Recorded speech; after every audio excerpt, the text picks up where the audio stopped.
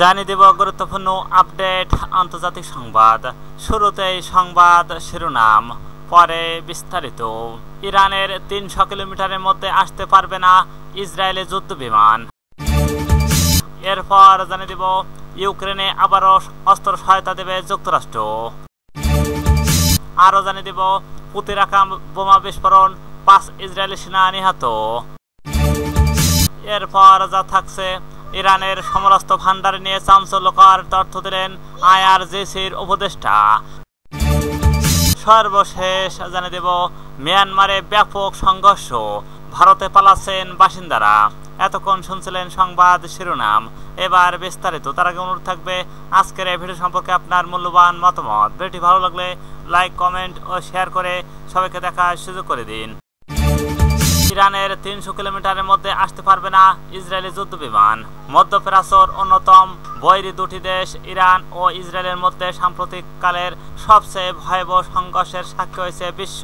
১২ দিনের রক্তক্ষয়ী সংঘর্ষ শেষে মার্কিন প্রেসিডেন্ট ডোনাল্ড ট্রাম্পের মধ্যস্থায় যুদ্ধবিরতিতে সম্মত হয়েছে দেশ দুটি। তবে এই যুদ্ধবিরতিতে ভরসা করতে পারছে না ইরান। তেহরানের আশঙ্কা যে কোনো সময় আবারও হামলা করতে পারে ইসরায়েল। আর সেই আশঙ্কা থেকে এবার জোর কদমে পূর্ব প্রস্তুতি নিতে শুরু করেছে খামেনি প্রশাসন। জানা গেছে যুদ্ধবিরতি কার্যকর হওয়ার পরপরে চীন থেকে অত্যাধুনিক সারফেস ও টু এয়ার ক্ষেপণাস্ত্র SM বিশাল চালান হাতে পেয়েছে ইরান। এইসব ক্ষেপণাস্ত্রের পাল্লা এতটাই শক্তিশালী, ইরানের আকাশসীমার ৩০০ কিলোমিটারের মধ্যে ইসরায়েলের যুদ্ধ বিমান প্রবেশ করাই কঠিন হয়ে পড়বে বলে ধারণা করছেন বিশ্লেষকরা। মধ্যপ্রাচ্য ভিত্তিক সংবাদ মাধ্যম মিডল ইস্ট আইকে এই তথ্য নিশ্চিত করেছেন একাধিক আরব গোয়েন্দা কর্মকর্তা। তারা জানান ২৪শে জুন যুদ্ধবিরতি কার্যকর হওয়ার পর চীনা SM HQ-9 বা HQ এইসব ব্যাটারি ইরানে পৌঁছায়। ইউক্রেনে আবারও অস্ত্র সহায়তা দেবে যুক্তরাষ্ট্র। ইউক্রেনে নতুন করে অস্ত্র পাঠানোর ঘোষণা দিয়েছেন মার্কিন প্রেসিডেন্ট ডোনাল্ড ট্রাম্প। মঙ্গলবার ৮ জুলাই ইসরায়েল প্রধানমন্ত্রী বেঞ্জামিন নেতানিয়াহুর সঙ্গে এক নৈশ ভোজনের পূর্বে তিনি এই ঘোষণা দেন। খবর CSB নিউজের। ট্রাম্প বলেন, আমরা আরও কিছু অস্ত্র পাঠাতে যাচ্ছি ইউক্রেনে। আমাদের এটা করতেই হবে। ইউক্রেন খুবই তীব্রভাবে আক্রমণের শিকার হচ্ছে। এর আগে গত সপ্তাহে তার প্রশাসন ইউক্রেনের জন্য নির্ধারিত কিছু সামরিক চালান সাময়িকভাবে স্থগিত করেছিল, যা নিয়ে বিতর্ক তৈরি হয়। তবে নতুন করে অস্ত্র সহায়তায় এই ঘটনায় যুক্তরাষ্ট্রের অবস্থান পুনর্নির্ধারিত হলো বলে মনে করছেন বিশ্লেষকরা। প্রতিরক্ষা বোমা বিস্ফোরণ, ৫ ইসরায়েলি সেনা নিহত।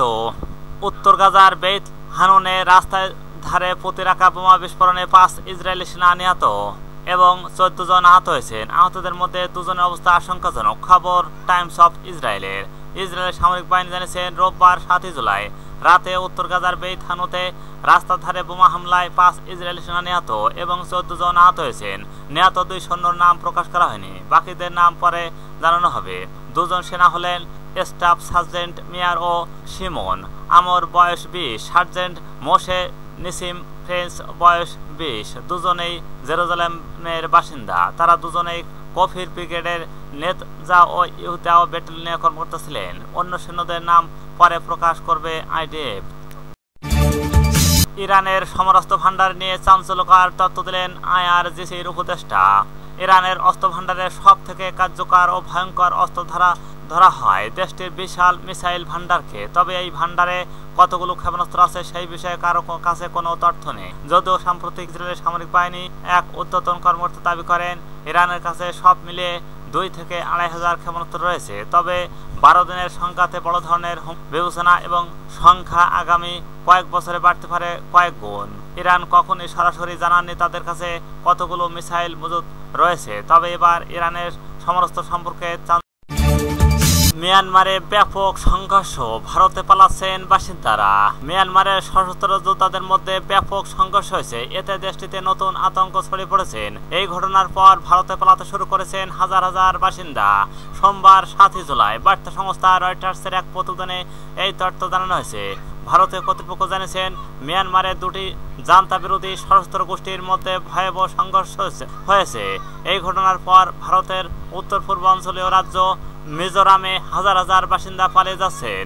এক জ্যেষ্ঠ নিরাপত্তা কর্মকর্তা রয়টার্সকে জানান, ২ জুলাই থেকে বাসিন্দারা মিজোরামে প্রবেশ করেছেন। এই সময় মিয়ানমারে উত্তর পশ্চিম চীন রাজ্য কৌশলগত এলাকা নিয়ন্ত্রণ নিয়ে দুটি গোষ্ঠী সংঘর্ষ জড়িয়েছেন।